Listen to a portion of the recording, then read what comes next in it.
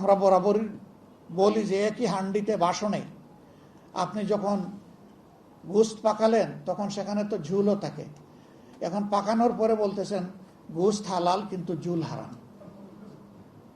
একই হান্ডিতে পাকানো হলো, ওই ঝুলের মধ্যেই গোশত পাকানো হয়েছে, ওই ঝুল থেকে গোশত তুলে খাওয়া হচ্ছে, এখন ওইটা হালাল আর এইটা হারাম।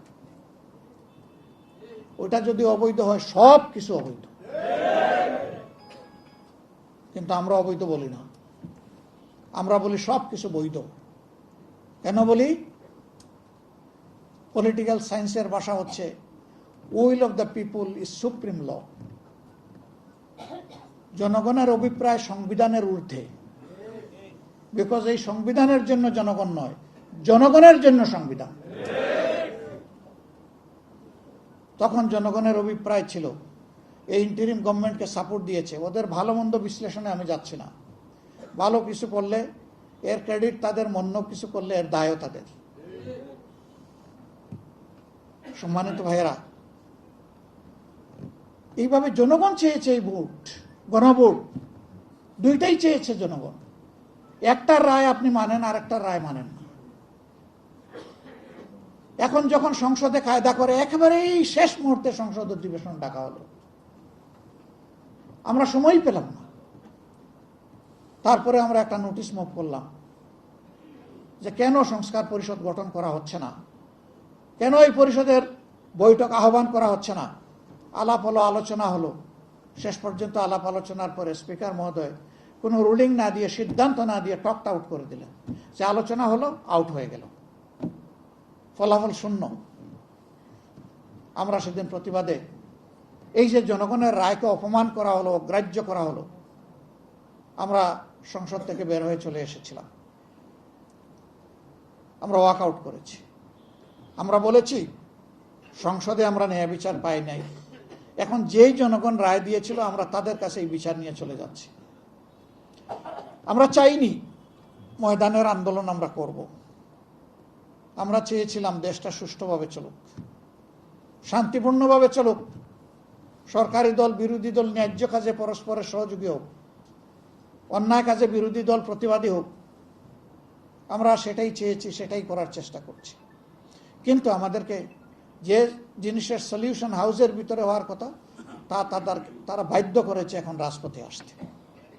এখন সমাধান যদি সংসদে না হয় তাহলে রাজপথে হবে ইনশাল্লাহ। যেইভাবে 24-এ সমাধান হয়েছে ওইভাবে আবার হয়তো বারবার হবে। আপনারা তৈরি আছেন? সম্মানিত বন্ধুগণ, ভাই এবং বোনেরা, এখন তারা একটা গুজামিল নিয়ে আসলেন, বললেন যে সংস্কার নয়, সংবিধান সংশোধনের জন্য একটা কমিটি হবে, আপনারাও আসেন, আমরাও আসি, সবাই মিলে করি। আমরা বললাম জনগণ সংস্কারের জন্য ভোট দিয়েছে, সংবিধান সংশোধনের জন্য দেয়নি। ওই সংস্কার হলেই টেকসই সংবিধান সংশোধনও হবে। আর সংস্কার না হলে যে সংবিধান আপনারা সংশোধন করবেন সেটা মতলবী সংশোধন হবে, ওইটা আমরা মানি না।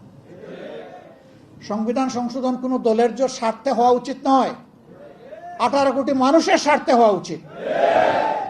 আমরা এই জন্য ওই কমিটিতে সায় দেইনি, কিন্তু তারা লেগেই আছেন আমাদের পিছনে, একটু সায় দেন, একটু সায় দেন, একটু সায় দেন। সংসদের ভিতরে বলছেন, বাইরে বলতেছেন। আমরা পরিষ্কার বলে দিয়েছি, আপনারা জনগণকে অপমান করতে পারেন, আমরা প্রিয় জনগণকে অপমান করব না। আমরা তাদের রায়ের প্রতি শ্রদ্ধাশীল থাকব এবং আমরা কনফিডেন্ট জনগণের এই রায় পাতালে ডুববে না, আসমানে উঠবে ইনশাআল্লাহ। এটাই বিজয়ী হবে ইনশাআল্লাহ। যত তাড়াতাড়ি হয় সরকার ততই তারা শুভবুদ্ধির পরিচয় দেবেন। যত দেরি করবেন নিজেদের ক্ষতি করবেন, দেশ এবং জাতির ক্ষতি করবেন। এই ক্ষতিটা না করার জন্য আমি বিনীতভাবে অনুরোধ জানাই। বেশি সংবিধান কসলাইতে যাইয়েন না, সংবিধান কসলাইলে নিজেদের অস্তিত্ব আর খুঁজে পাবেন না।